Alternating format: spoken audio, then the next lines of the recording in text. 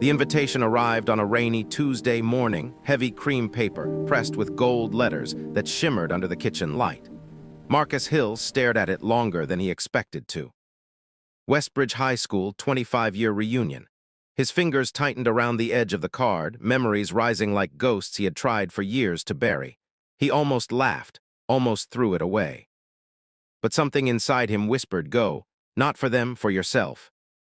He set the invitation on the small wooden table in his quiet apartment, the same apartment he had lived in for years.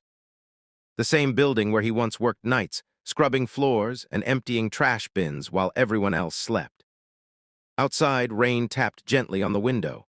Inside, Marcus thought about the boy he used to be, the boy who sat in the back of class wearing hand-me-down shirts, pretending not to hear the laughter. Westbridge High had never been kind to him. It wasn't just that he was poor. It wasn't just that he was black in a school where people looked at him like he didn't belong. It was the way people spoke around him, like he was invisible, like he was background noise.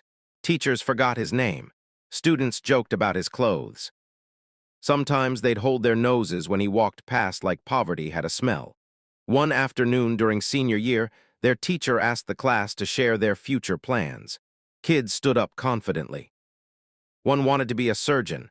Another said investment banker. Someone joked about becoming famous on TV. The room buzzed with dreams that sounded expensive.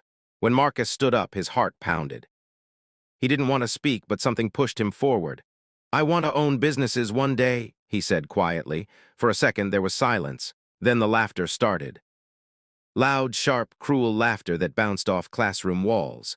A boy named Trevor leaned back in his chair and shouted, "Bro, you can't even afford lunch without the free meal card." More laughter. Even the teacher smiled awkwardly, trying to move on.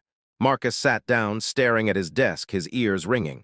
That day changed him. He didn't cry, he didn't fight, he just learned something important. Nobody expected anything from him, and that meant he could build in silence. After graduation, life didn't magically improve. There were no scholarships waiting, no lucky breaks. His mom still worked double shifts at a nursing home. Bills still piled up. Marcus took the only full-time job he could get, janitor at a commercial office building downtown.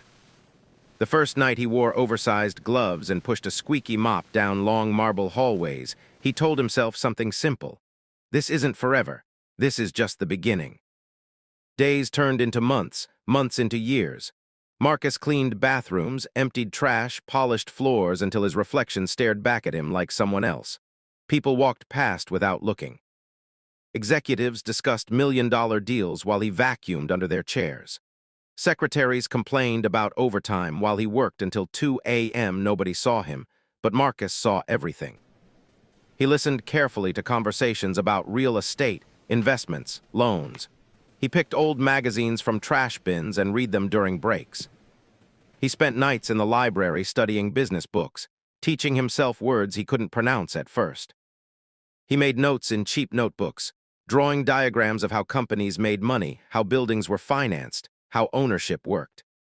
Sometimes, after cleaning conference rooms, he would sit in the big leather chair at the head of the table and imagine signing documents. He imagined shaking hands, negotiating deals, owning property. It felt ridiculous at first, then it felt possible.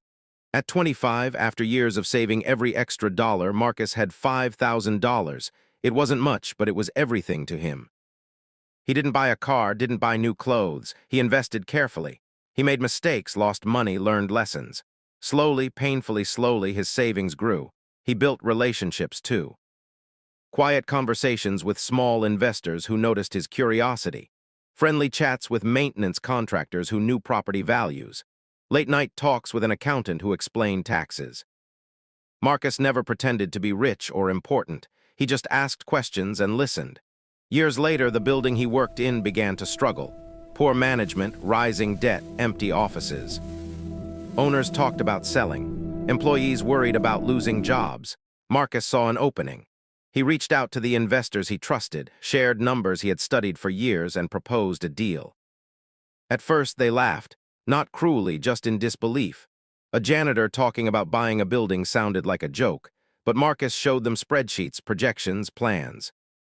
He spoke calmly, confidently. Slowly, they realized he wasn't dreaming. He was prepared. Negotiations took months. Lawyers asked him who he represented. Myself, he answered. Bankers doubted him. He came back with stronger documents. At 34 years old, Marcus Hill became majority owner of the very building where he once scrubbed toilets at night. He didn't announce it loudly. He didn't buy a sports car. He kept his simple apartment, kept his quiet routine, because success wasn't revenge to him, it was freedom. 25 years after graduation, Marcus stood outside the reunion hall looking at lights shining through tall windows. He adjusted his plain black suit and walked inside. Music played softly. People laughed in small groups. Name tags glowed on jackets. No one noticed him at first, then someone gasped. Marcus Hill, heads turned. Trevor walked over with a half-smile. Wow, man, long time. What are you doing these days? I'm in real estate, Marcus said calmly. Trevor chuckled. Like maintenance or something? A few people laughed. Old habits never die. Marcus nodded politely. I started as a janitor. The laughter grew louder. Someone whispered, still cleaning floors? Marcus didn't react. He just sipped his water. Before Trevor could say more, an event coordinator rushed toward Marcus, nervous but respectful. Mr. Hill, we're ready for the welcome speech whenever you are. Trevor frowned. Wait, what? Marcus smiled gently and walked to the stage. The microphone echoed softly as the coordinator spoke. We'd like to thank the generous sponsor of tonight's reunion. Without him, this event wouldn't have been possible. Please welcome the owner of Westbridge Tower, Mr. Marcus Hill. The room went silent, complete silence. Marcus saw mouths open, eyes widen, faces turning pale. Trevor looked like he had forgotten how to breathe.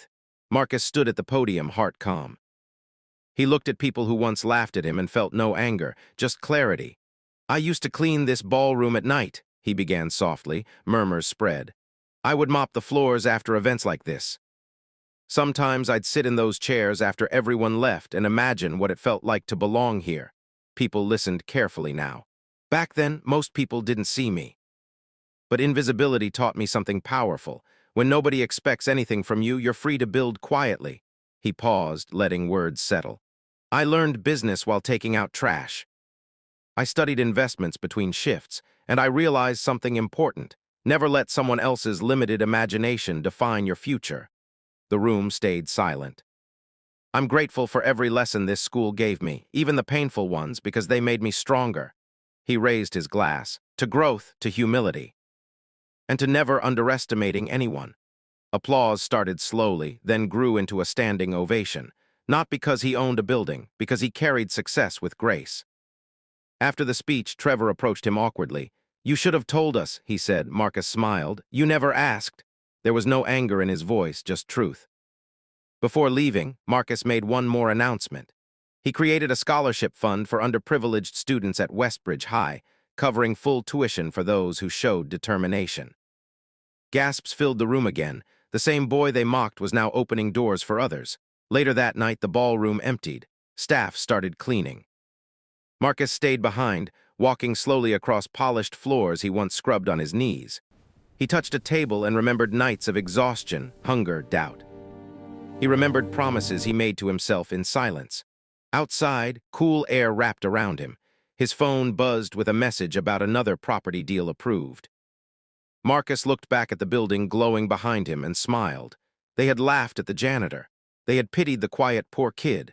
They never imagined he would own the ceiling above their heads. And somewhere in another school, another quiet kid was being laughed at for dreaming too big. Maybe one day, that kid would walk into a room full of doubters and smile the same quiet smile Marcus wore that night, proving that dignity, patience, and belief can build empires no one sees coming.